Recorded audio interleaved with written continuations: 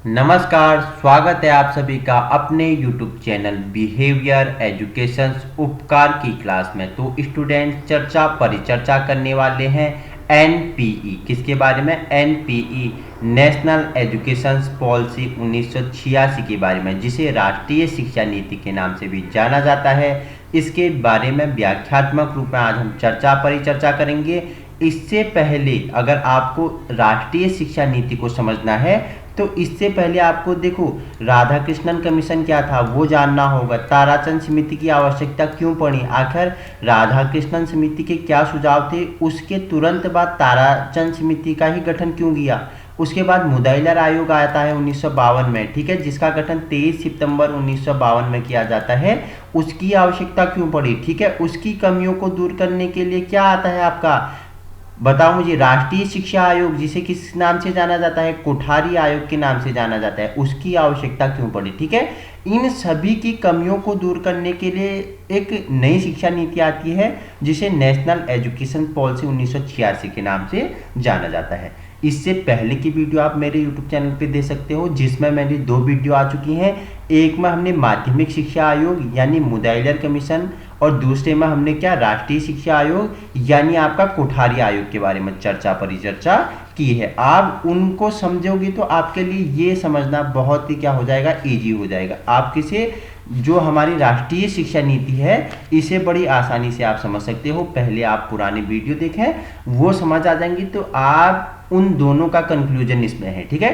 तो आइए प्रारंभ करते हैं। इसके मुख्य बिंदु क्या क्या थे उसके बारे में जान लेते हैं। अगर आप मेरे YouTube चैनल पे नए हैं तो कॉपी कलम उठा लीजिए और बैठ जाइए, नोट्स बनाते हुए चलना है एक सकारात्मक ऊर्जा के साथ, ठीक है। आपके बीएड 4th सेमेस्टर के लिए क्या होने वाला है, इंपोर्टेंट होने वाला है। वही यूटेट और सीटेट में भी आपके लिए क्या होता है, ये VIMP होता है। आइए चर्चा परिचर्चा कर लेते हैं कि राष्ट्रीय शिक्षा NITI Aayog national education policy के मुख्य बिंदु क्या क्या थे, ठीक है। जो मुख्य बिंदु थे इसमें क्या क्या किस किस के बारे में चर्चा परिचर्चा की गई है, ठीक है। इसका संवैधानिक प्रावधान, ठीक है, इसका संवैधानिक विकास या प्रावधान क्या क्या थे उसके बारे में देख लेते हैं। पहले जो राष्ट्रीय शिक्षा नीति 1968 से 1986 में जो दिव्यांग बच्चों की शिक्षा के लिए क्या उठाए गए थे, कदम उठाए गए थे, ठीक है, उनके बारे में यहाँ हम पढ़ने वाले हैं। देश में विशिष्ट शिक्षा को बढ़ावा देने के सिद्धांत क्या क्या थे उनके बारे में चर्चा परिचर्चा करेंगे। वहीं राष्ट्रीय शिक्षा नीति के सुझाव क्या क्या थे, ठीक है, इन्होंने जो सजेशन दिए क्या क्या दिए नेशनल एजुकेशन पॉलिसी 1986 ने। विभिन्न स्तरों पर शिक्षा का पुनर्गठन किया जाए, ठीक है, विभिन्न स्तरों पर क्या बोल रहा है कि शिक्षा का पुनर्गठन किया जाए। तकनीकी और प्रबंध शिक्षा अपनाई जाए, ठीक है, तकनीकी और प्रबंध शिक्षा खोली जाए, इनका विद्यालयों का निर्माण किया जाए। और शिक्षा व्यवस्था को कारगर बनाना, शिक्षा व्यवस्था को का जो एक शिक्षा व्यवस्था चल रही है पुरानी उसको क्या करना, कारगर बनाना। शैक्षिक विषय वस्तु और प्रक्रिया को नया स्वरूप देना, ठीक है, जो शिक्षा का विषय वस्तु चल रहा है, प्रक्रिया है, उसे नया स्वरूप प्रदान करना। संपूर्ण देश में 10+2+3 की शिक्षा की जो संरचना है उसे लागू करना या लागू हो, ऐसा हमारा सुझाव कौन देता है, हमारा यही एनपीई देता है, ठीक है। शिक्षकों के स्तर और शिक्षक प्रशिक्षण में सुधार किया जाए। जो शिक्षकों का स्तर है, ठीक है, कि शिक्षकों का अगर चयन करना है तो किस प्रकार किया जाए, उनको किस प्रकार का प्रशिक्षण दिया जाए, उनमें सुधार के लिए चर्चा परिचर्चा करेंगे। परीक्षा प्रणाली और मूल्यांकन प्रक्रिया में सुधार, ठीक है, जो परीक्षा की जो प्रणाली है कि किस प्रकार परीक्षाएं आयोजित किया जाए और उनका मूल्यांकन किस आधार पर किया जाए, इन पे क्या किया जाए, इनका एक नए तरीके से क्या किया जाए, आकलन किया जाए, सुधार किया जाए, इन पे पुरानी कमियों को दूर किया जाए। सतत शिक्षा की व्यवस्था की जाए, ठीक है, सतत शिक्षा की व्यवस्था की जाए जो अभी से लेके भविष्य के लिए क्या हो, कारगर हो। महिला शिक्षा पर विशेष ध्यान दिया गया, ठीक है, महिला शिक्षा पर क्या विशेष ध्यान दिया गया। अनुसूचित जाति जनजाति के बच्चों की शिक्षा की उचित व्यवस्था की गई, ठीक है, जो अनुसूचित जाति हैं जनजाति हैं इनके बच्चों को, जो पिछड़े वर्ग के हैं उनके लिए उचित शिक्षा की व्यवस्था की जाए। अल्पसंख्यकों के बच्चों की शिक्षा पर विशेष ध्यान दिया जाए, ठीक है, जो अल्पसंख्यक है उनके बच्चों की शिक्षा पर क्या दिया जाए, विशेष ध्यान दिया जाए। विकलांग और मंद बुद्धि के जो बालक हैं, ठीक है, जो विकलांग है, दिव्यांग हैं और मंद बुद्धि कम बुद्धि वाले बालक हैं उनकी शिक्षा की क्या किया जाए, व्यवस्था की जाए। इसी के लिए नई शिक्षा नीति 1986 हेतु कार्य योजना जो बनाए गए action plan for new education policy 1986, उनके बारे में अब हम व्याख्यात्मक रूप में चर्चा परिचर्चा करने वाले हैं। ठीक है, बैठ जाइए आराम से, क्लास लंबी हो सकती है, व्याख्यात्मक रूप में चर्चा परिचर्चा करेंगे तो कॉपी कलम उठा लीजिए। और अगर आप मेरे यूट्यूब चैनल बिहेवियर एजुकेशन उपकार पे नए हैं तो इसी प्रकार की वीडियो पाने के लिए चैनल को क्या कर सकते हो, लाइक कर सकते हो, वीडियो पसंद आए तो अपने दोस्तों में शेयर कर सकते हो, सब्सक्राइब कर सकते हो, और समय पर वीडियो पाने के लिए क्या नोटिफिकेशन बेल आइकन को प्रेस कर सकते हो। तो आइए प्रारंभ करते हैं आज की वीडियो को। देखो, चर्चा परिचर्चा तो हम आज़ादी के बाद ही कर रहे हैं। ठीक है, आज़ादी के बाद जो भारत की शिक्षा जो व्यवस्था है उसमें क्या क्या परिवर्तन हुए, मैंने बताया कि देश आज़ाद हुआ कब, 15 अगस्त 1947।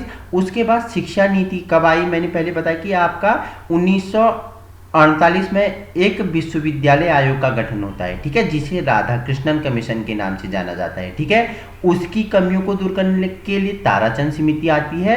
और उसके बाद जो पहला बड़ा कदम था वो था आपका माध्यमिक शिक्षा आयोग, जिसे किस नाम से, मुदाइलर कमीशन के नाम से जाना जाता है, जिसका गठन 23 सितंबर 1952 को तत्कालीन मद्रास विश्वविद्यालय के कुलपति कौन थे, डॉक्टर स्वामी लक्ष्मण मुदाइलर की अध्यक्षता में की जाती है। ठीक है, और इसकी कमियों को दूर करने के लिए 1964 से 66 तक राष्ट्रीय शिक्षा आयोग, कोठारी आयोग का गठन किया जाता है। और उसी के तुरंत बाद हमारा क्या आता है, एनपीई, नेशनल एजुकेशन पॉलिसी का गठन किया जाता है। तो चर्चा परिचर्चा इसी के बारे में करने वाले हैं। आजादी के बाद भारतीय शिक्षा के इतिहास में 1968 की राष्ट्रीय शिक्षा नीति एनपीई 1986 एक महत्वपूर्ण कदम का प्रतीक था। देखो, इसकी नींव तो 1968 में ही रख दी गई थी। ठीक है, लेकिन महत्वपूर्ण कदम अगर इसमें जब बात की गई, चर्चा परिचर्चा इस पे पहल की गई, वो कब की गई, 1986 में की गई। एक महत्वपूर्ण कदम या प्रतीक था। वही 1968 में सर्वप्रथम भारत की राष्ट्रीय शिक्षा नीति, ठीक है, 1968 में सर्वप्रथम भारत की शिक्षा नीति, राष्ट्रीय शिक्षा नीति, जिसे नेशनल एजुकेशन पॉलिसी के नाम से जाने जाते हैं, 1986 की घोषणा की गई।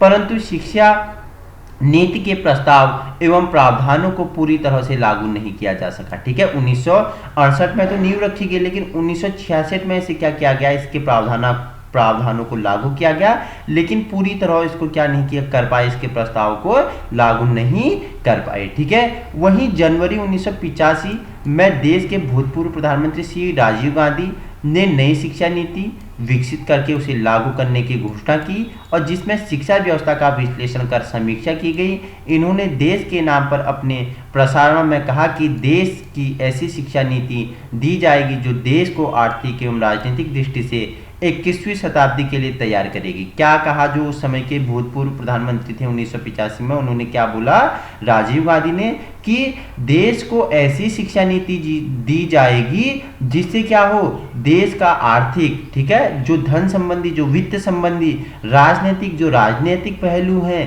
की दृष्टि से 21वीं शताब्दी तक तैयार करेगी। ठीक है, ऐसी शिक्षा दी जाएगी 1986 के अनुसार जो देश को आर्थिक, राजनीतिक रूप से क्या करेगी, 21वीं शताब्दी तक तैयार करेगी। उन्होंने यह भी कहा था कि शिक्षा के द्वारा राष्ट्रीय एकता तथा नैतिकता जैसे कार्यों का विकास होना चाहिए। और क्या बोला था राजीव गांधी जी, जो समय के तत्कालीन प्रधानमंत्री थे, उन्होंने कहा कि शिक्षा के द्वारा राष्ट्रीय एकता, ठीक है, कि राष्ट्रीय एकता, ठीक है, एकता में ही क्या होता है, बल होता है, तथा नैतिकता जैसे कार्यों को भी क्या मिले, प्रोत्साहन मिले, उनको भी क्या किया जाए, उनका भी विकास किया जाए, उनको भी एक उचित दिशा निर्देश मिलेगा। ठीक है, भारत सरकार ने यह घोषणा की थी कि एक नई शिक्षा नीति निर्मित की जाएगी। शिक्षा की मौजूदा हालत का जायजा लिया गया और एक देशव्यापी बहस इस विषय पर हुई। कई स्रोत से सुझाव व विचार से प्राप्त हुए, जिन पर काफी मनन चिंतन हुआ। ठीक है, इस पे क्या की गई, बड़ी बड़ी क्या हुए, चर्चा परिचर्चा हुए, क्या हुए, चिंतन हुए, मनन हुए, किस पे, जो ये मौजूदा शिक्षा नीति चल रही थी उसकी हालत पे। ठीक है, मई 1986 को नई शिक्षा नीति लागू की गई। ठीक है, मई 1986 को क्या की गई, नई शिक्षा नीति लागू की गई, जिसमें 1992 में कुछ संशोधन किए गए थे, जिसमें 1992 में कुछ संशोधन किए गए थे। ठीक है, वो संशोधन क्या थे, हम आपको बताएंगे कि जो 1986 का शिक्षा नीति थी, इसमें संशोधन कब हुए, 1992 में हुए थे। ठीक है, क्या क्या संशोधन हुए थे वो नेक्स्ट वीडियो में आपको व्याख्यात्मक रूप में चर्चा परिचर्चा करेंगे। ठीक है, इस दस्तावेज को लगभग 12 भागों में बांटा गया था। ठीक है, जो शिक्षा नीति थी 1986 वाली, इसको कितने 12 भागों में बांटा गया था,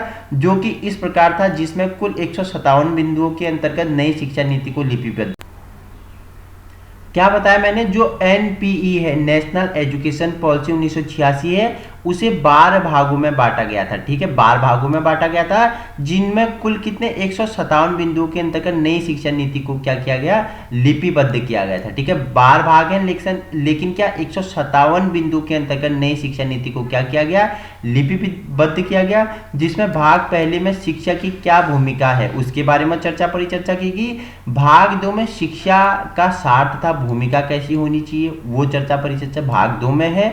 भाग 3 में जो राष्ट्रीय शिक्षा प्रणाली है वो कैसी होनी चाहिए। ठीक है, जो राष्ट्रीय शिक्षा की जो प्रणाली है वो कैसी होनी चाहिए, भाग 3 में बताया गया है। समानता के लिए शिक्षा, ठीक है, सभी के लिए शिक्षा के क्या हो, समान अवसर मिले सभी को। ठीक है, कोई अमीर नहीं, कोई गरीब नहीं, कोई उसमें विकलांग नहीं, कोई दिव्यांग नहीं, कोई अच्छा नहीं, सभी के लिए क्या, समान और एक जैसी शिक्षा की क्या व्यवस्था की जाए। भाग 5 में जो क्या है, विभिन्न स्तरों पर शिक्षा का पुनर्गठन किया जाए। ठीक है, भाग 5 में किसके बारे में, विभिन्न स्तरों पर शिक्षा का पुनर्गठन किया जाए। भाग 6 में अगर मैं आपको बताऊं तो तकनीकी एवं प्रबंधकीय शिक्षा की व्यवस्था की गई। ठीक है, तकनीकी शिक्षा कैसी होनी चाहिए, तकनीकी भी होनी चाहिए, जिसमें व्यापार हो गया, जिसमें एग्रीकल्चर हो गया। ठीक है, इन सभी पहलुओं को मतलब कि तकनीकी होना चाहिए। ठीक है, और प्रबंधकीय शिक्षा होनी चाहिए। ठीक है, और शिक्षा की प्रणाली को कार्यशील बनाना, भाग किसमें, 7 में इसके बारे में बताया गया है। ठीक है, जो 12 भाग है उसके 7वें में क्या, प्रणाली कैसी हो शिक्षा की, उसको कैसे कार्यशील बनाया जाए।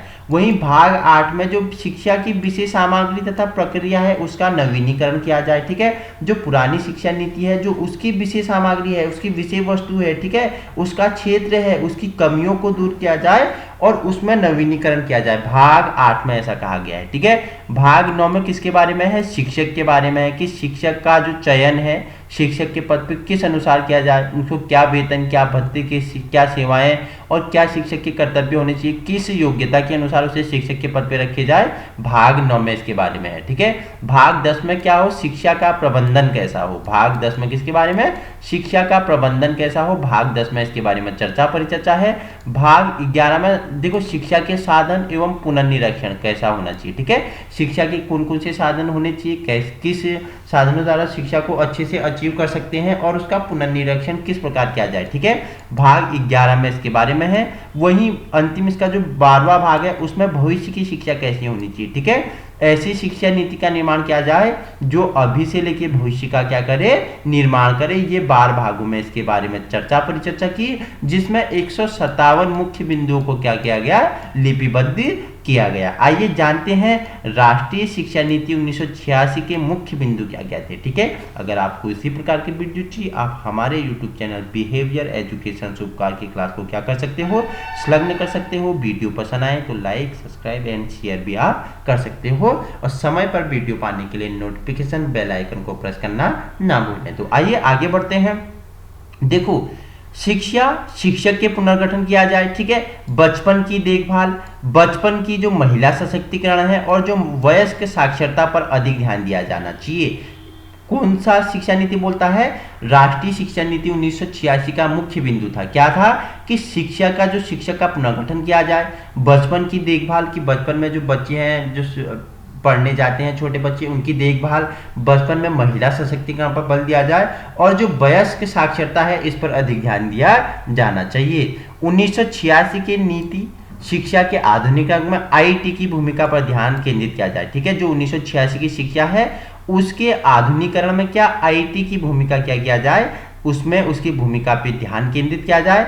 अधिकांश सरकारी योजनाएं जैसे सर्व शिक्षा अभियान, ठीक है, सब पढ़ें सब पढ़ें, सब बढ़ें सब पढ़ें, आपने देखा होगा सरकारी स्कूलों में एक पेंसिल होती है, उसमें एक पेंसिल के एक नोक पे बालक बैठा रहता है, एक नोक पे क्या बालिका बैठी रहती है, ऊपर लिखा रहता है सर्व शिक्षा अभियान लिखा रहता है, जिसका नारा रहता है सब पढ़ें सब बढ़ें, ठीक है। उनको क्या किया जाए, प्रारंभ किया जाए। मिड डे मील योजनाएं होगी, ठीक है, जो 1 से लेके 8 तक जो फ्री भोजन की व्यवस्था है, मिड डे मील योजनाएं, ठीक है। वही नवोदय विद्यालय, ठीक है, अच्छे पढ़ने वाले विद्यार्थी हैं उन्हें छात्रवृत्ति दिया जाए और उनका चयन क्या नवोदय विद्यालय के लिए हो किया जाए, ठीक है।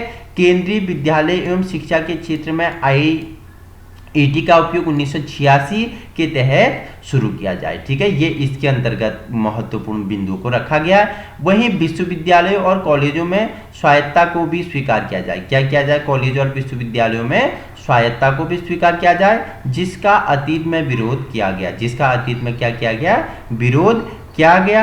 अब वही चर्चा परिचर्चा करेंगे जो इसका संवैधानिक विकास था, प्रावधान था, कैसा रहा, NPE, ठीक है, नेशनल एजुकेशन पॉलिसी 1986 या राष्ट्रीय शिक्षा नीति का संवैधानिक विकास के बारे में चर्चा परिचर्चा करेंगे, जिसमें पहला पॉइंट रखा है राष्ट्रीय शिक्षा नीति 1968 से 86 में विकलांग बच्चों की शिक्षा के लिए क्या कदम उठाए गए, ठीक है। इसमें क्या इसका जो संवैधानिक विकास था उसमें क्या था, जो राष्ट्रीय शिक्षा नीति 1968 से 86 है उसमें विकलांग बच्चों के लिए क्या, विकलांग नहीं अब दिव्यांग शब्द यूज होता है, ठीक है, दिव्यांग बच्चों के लिए क्या शिक्षा के लिए कदम उठाए गए। और राष्ट्रीय शिक्षा नीति भारत सरकार द्वारा भारत के लोगों के बीच शिक्षा को बढ़ावा देने के लिए तैयार की गई थी। किसके लिए, भारत के लोगों के बीच भारतीय शिक्षा का क्या हो, बढ़ावा हो, प्रचार प्रसार हो, ऐसी शिक्षा नीति क्या की जाए, तैयार की जाए। नीति में ग्रामीण और शहरी कॉलेजों में प्राथमिक शिक्षा दी जानी चाहिए, ठीक है। इस नीति में क्या,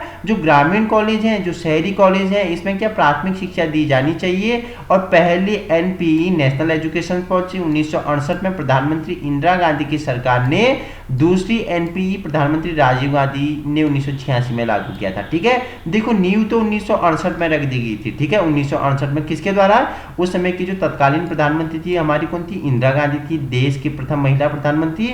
उस समय अलगाव की स्थिति पैदा हुई थी, जिसके कारण इनकी क्या कर दी गई, हत्या कर दी गई। और इनके पद पर कौन आते हैं, हमारे राजीव गांधी जी सुशोभित होते हैं। 1986 में उसी शिक्षा नीति को इनके द्वारा क्या किया जाता है, लागू किया जाता है, ठीक है। मैंने पुराने वीडियो में बताया था कोठारी कमीशन, ठीक है, राष्ट्रीय शिक्षा आयोग 1964 से 66 ने अपनी रिपोर्ट में बताया कि असमर्थ बच्चों को भी शिक्षा ग्रहण करने का उतना ही अधिकार है जितना सामान्य बच्चों को है, ठीक है। जो कोठारी आयोग है, जो शिक्षा आयोग था 1964 से 66 में जिसका गठन हुआ था, ठीक है, मुदाइलर कमीशन के पश्चात जिसका गठन हुआ वो था कोठारी आयोग, जिसने अपनी रिपोर्ट में क्या कहा गया, उसके 692 पृष्ठों का एक बृहद दस्तावेज, एक रिपोर्ट प्रस्तुत होती है, जिसमें क्या बताया उन्होंने कि असमर्थ बच्चों को भी शिक्षा ग्रहण करने का उतना ही अधिकार है जितना कि सामान्य बच्चों को है, ठीक है। इस आयोग ने असमर्थ बच्चों की शिक्षा पर जोर दिया था। इस आयोग ने क्या दिया था, असमर्थ बच्चों की शिक्षा पर जोर दिया था। इनके द्वारा की गई सिफारिश 1968 में लागू की गई थी और वहीं 1968 की शिक्षा नीति में असमर्थ बच्चों के लिए एकीकृत शिक्षा की बात की गई। इनके अनुसार सामान्य बच्चों के साथ और समर्थ बच्चों को समान शिक्षा दिए जाने पर जोर दिया गया था, ठीक है। वही मैंने आपको 1964 से 66 में कोठारी आयोग और 1986 में जो शिक्षा था, कौन था, राष्ट्रीय शिक्षा नीति NPE, उन दोनों को मैंने यहाँ पे क्या किया, आप दोनों को एक पॉइंट कंपेयर करके बता दिया गया था, ठीक है। राष्ट्रीय किसने, उसने क्या बोला था, हमारे कोठारी आयोग ने असमर्थ बच्चों को भी शिक्षा ग्रहण करने का उतना ही अधिकार है जितना सामान्य बच्चों को है, ठीक है। नेक्स्ट पॉइंट है, जो देश में विशिष्ट शिक्षा को बढ़ावा देने के सिद्धांत क्या क्या थे, ठीक है, जो प्रिंसिपल होते हैं, थ्योरीज होते हैं, वो क्या क्या थे, ठीक है। भाषा का विकास पहला पॉइंट इसमें है, भाषा का विकास। देखो इसमें त्रिभाषा सूत्र को लागू किया जाए, ठीक है। जो सिद्धांत थे उसमें पहला पॉइंट है भाषा का विकास के बारे में, ठीक है। जो लैंग्वेज है इसका डेवलपमेंट किस प्रकार किया जाए, तो भाषा का विकास किस प्रकार, भाषा हिंदी भी हो सकती है, संस्कृत भी हो सकती है, या आपकी इंग्लिश हो सकती है, ठीक है, इंग्लिश या हिंदी, ठीक है। इसका विकास किस प्रकार किया जाए, जिसमें भाषा हिंदी, अंग्रेजी या क्षेत्रीय भाषा, ठीक है, या तो हिंदी या अंग्रेजी या अपने क्षेत्र, जो जिस क्षेत्र से है, ठीक है, जो जिस राज्य प्रांत क्षेत्र से है उसकी क्षेत्र भाषा, कोई भी राज्य अपने क्षेत्र के अनुसार अपनी भाषा को चुन सकता है, ठीक है। जो राज्य जहाँ का छात्र जिस राज्य का है, जैसे तमिल है तो वो तमिल, जैसे वो हिंदी है तो वो हिंदी हिंदी हो गया, उर्दू है तो उर्दू हो गया, ठीक है, मलयालम है तो मलयालम हो गया। तो कोई भी क्षेत्र अपने अनुसार अपनी भाषा को क्या कर सकता है, चुन सकता है। उसकी क्या की गई, इसमें व्यवस्था की गई और उसके क्या थे, अवसर दिए गए, ठीक है। पॉइंट दूसरा है, सभी के लिए शिक्षा प्राप्त करने के लिए समान अवसर। इस सिद्धांत के अनुसार यह सिफारिश की गई, सभी को शिक्षा ग्रहण करने के समान अवसर मिलने चाहिए, ठीक है। इस शिक्षा के अनुसार क्या सिफारिश की गई कि सभी को शिक्षा ग्रहण करने के समान अवसर मिलने चाहिए। उनका सुझाव था कि ग्रामीण, पहाड़ी या ऐसे क्षेत्र जहां शिक्षा नहीं पहुंच रही है वहां तक शिक्षा पहुंचाई जाए। इनका क्या सुझाव था, जो एनपी था, जहां तक शिक्षा नहीं पहुंच रही है, ग्रामीण क्षेत्र है, दुर्गम क्षेत्र है, तो वहां तक भी क्या बोल रहे हैं, ये एनपीई का क्या रिपोर्ट थी कि वहां तक भी शिक्षा पहुंचाई जाए, वहां के भी बालकों को भी एक अच्छी शिक्षा प्राप्त।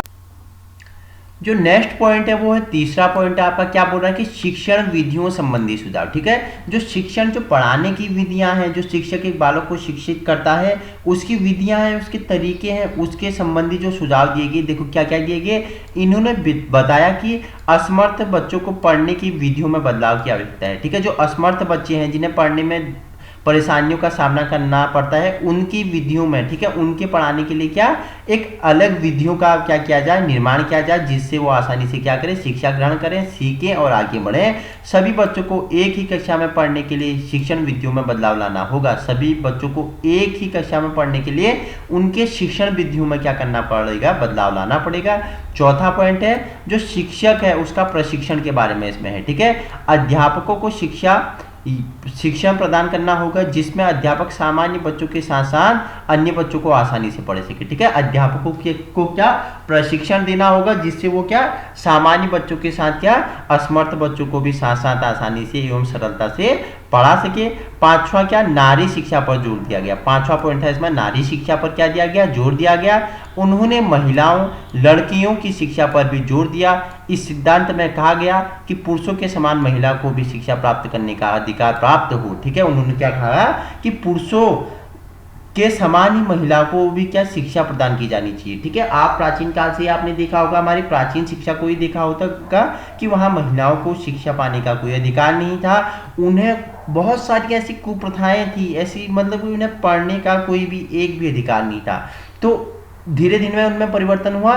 तो 1986 आते आते क्या बोल रहा है कि इनका क्या है, एक पॉइंट है जो इनकी 692 पृष्ठों में एक दस्तावेज में इनका जो रिपोर्ट निकलती है, उसमें लिखा गया था कि क्या पुरुषों के समान ही महिलाओं को भी शिक्षा का क्या हो, अधिकार प्राप्त हो। ऐसा नहीं कि महिला 10 तक पढ़ने के लिए है, वो उससे आगे की वो पढ़ाई नहीं करेंगे। जहाँ तक पुरुषों की शिक्षा है वहीं तक महिलाओं की भी शिक्षा होनी चाहिए। दोनों क्या है, बराबर हैं, दोनों के लिए क्या होनी चाहिए, समान शिक्षा की व्यवस्था की जानी चाहिए, ठीक है। इतना यहाँ तक अगर किसी स्टूडेंट को कोई प्रॉब्लम है तो बताइए, नहीं तो चर्चा परिचर्चा करेंगे राष्ट्रीय शिक्षा नीति की सुझाव, ठीक है। जो नेशनल एजुकेशन पॉलिसी थी उसके क्या सजेशन थे, इसने क्या क्या सुझाव दिए, उसके बारे में चर्चा परिचर्चा कर लेते हैं, ठीक है। पॉइंट फर्स्ट है आपके लिए, विभिन्न स्तरों पर शिक्षा का पुनर्गठन किया जाए, ऐसा सुझाव देता है एनपीई, नेशनल एजुकेशन पॉलिसी का सजेशन है कि विभिन्न स्तरों पर क्या किया जाए, शिक्षा का पुनर्गठन किया जाए। और क्या बोले कि 5 विभाग में शिक्षा के सभी स्तरों का पुनर्गठन करने पर बल दिया जाए और पूर्व प्राथमिक माध्यमिक और उच्च शिक्षा का पाठ्यचर्या में सुधार करने पर बल दिया जाए। इनकी शिक्षा को क्या किया जाए, एक सुदृढ़ बनाया जाए और एक इन पे क्या किया जाए, एक नई शिक्षा नीति अपनाई जाए। वहीं नेक्स्ट पॉइंट है आपके लिए कि पूर्व प्राथमिक शिक्षा की व्यवस्था की जाएगी।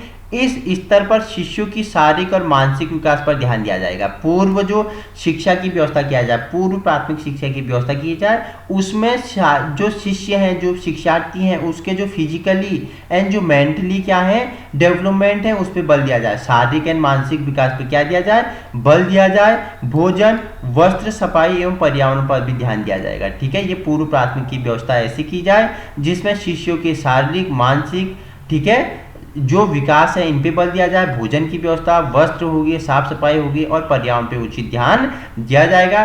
दूसरा पॉइंट है तकनीकी और प्रबंध शिक्षा का क्या हो, विकास हो, ठीक है।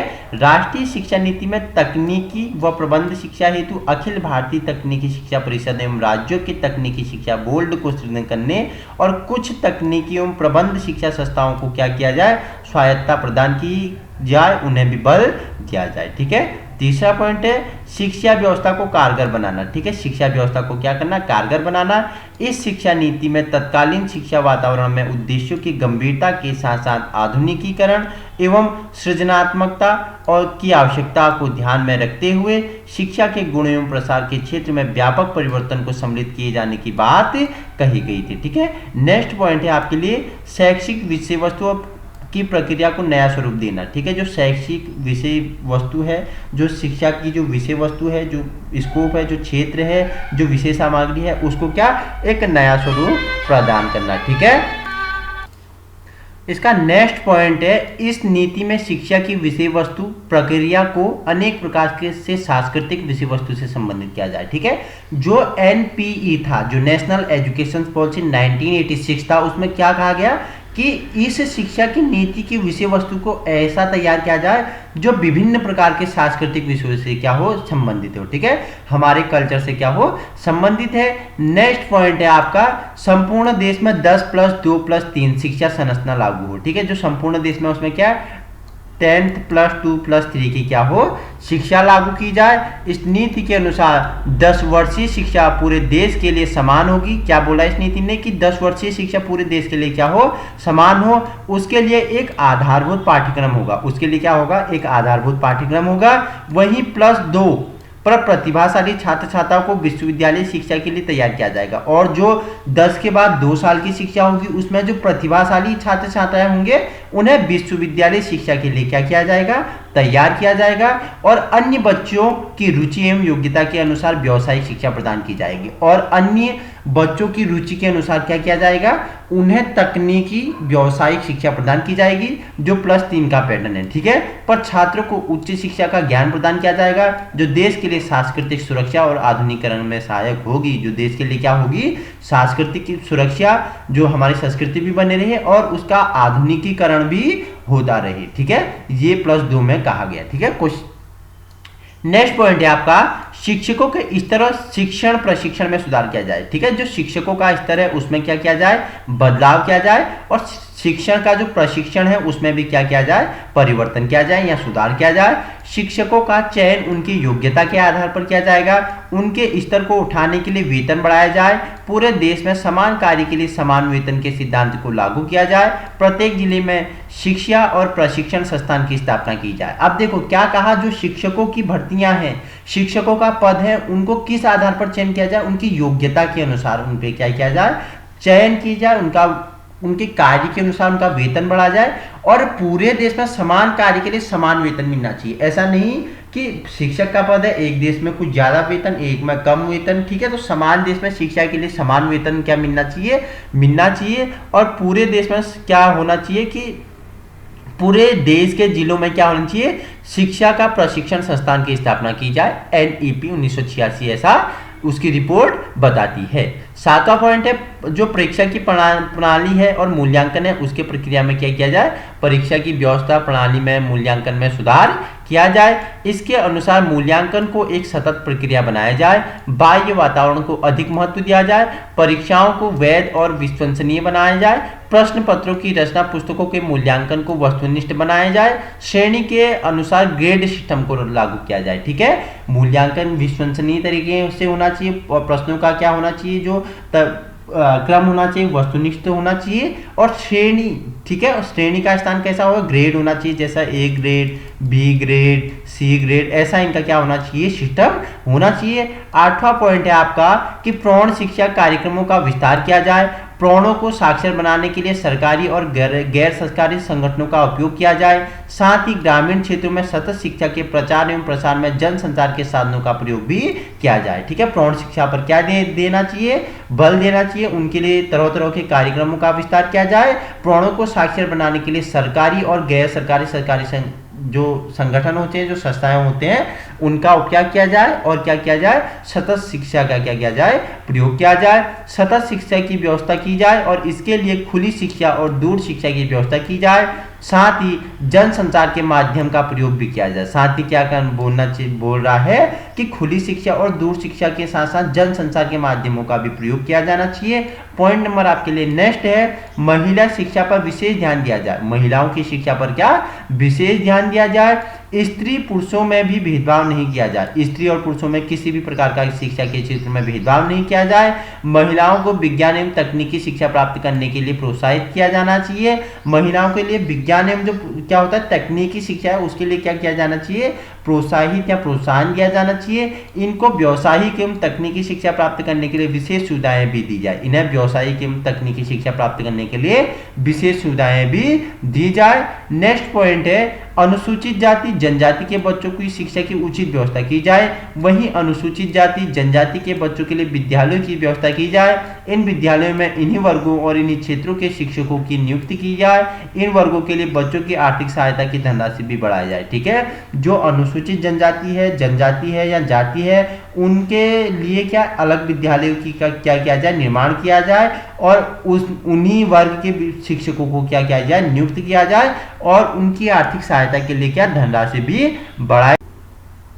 हाँ ठीक है, उनकी आर्थिक सहायता के लिए धनराशि भी बढ़ाई जाए। ठीक है, नेक्स्ट पॉइंट है 12 अल्पसंख्यकों के बच्चों को शिक्षा पर विशेष ध्यान दिया जाना चाहिए। जो अल्पसंख्यक हैं उनके बच्चों की शिक्षा पर क्या विशेष ध्यान दिया जाना चाहिए। संविधान में अल्पसंख्यकों को अपनी भाषा, संस्कृति व धर्म की रक्षा करने का अधिकार दिया जाए अथवा इन्हें अपनी संस्थाएं चलाने का भी अधिकार दिया जाए। जो अल्पसंख्यक है ठीक है, उनकी अपनी भाषा हो, अपनी संस्कृति हो, अपनी धर्म की रक्षा करने का उन्हें क्या दिया जाए, अधिकार दिया जाए अथवा इनकी अपनी अपनी संस्थाएं बनाने का इन्हें क्या दिया जाए, अधिकार दिया जाए। ठीक है, वही नई शिक्षा नीति 1986 हेतु कार्य योजनाएं क्या थी। ठीक है, action plan for new education policy 1986 द्वारा संसद द्वारा पारित हो जाने के बाद मई 1986 में प्रकाशन किया गया तथा इसके लगभग 6 महीने बाद नवंबर 1986 में इस शिक्षा योजना को लागू करने के लिए कार्य योजना के दस्तावेज का क्या किया गया, प्रकाशन या इनको क्या किया गया, प्रस्तुत किया गया।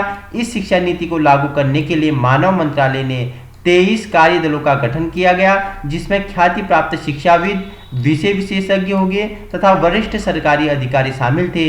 इन्होंने शिक्षा नीति पर अपने विचार प्रस्तुत कर दिए और बाद में सभी राज्यों में इन्होंने क्या की गई, शिक्षा नीति लागू की गई। ठीक है, अब इस शिक्षा नीति के निष्कर्ष क्या निकले। ठीक है, कंक्लूजन क्या थे, अंतिम आपके लिए स्लाइड है, कंक्लूजन क्या थे उसके बारे में परिचर्चा कर लेते हैं।